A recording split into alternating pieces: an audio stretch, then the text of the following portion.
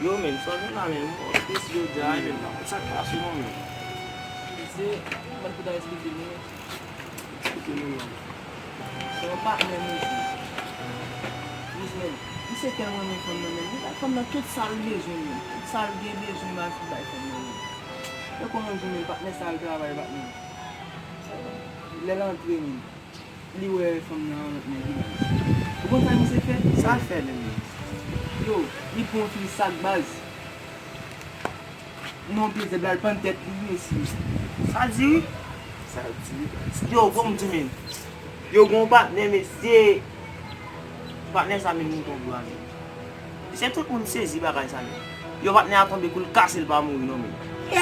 Sa bo kon rin la mesi, we avan Kase l pa moun non we men. avan mal nan mon mesi.